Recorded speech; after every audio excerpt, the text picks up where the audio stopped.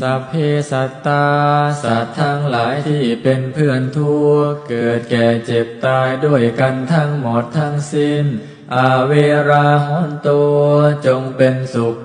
ขเถิดอย่าได้มีเวรแก่กันและกันเล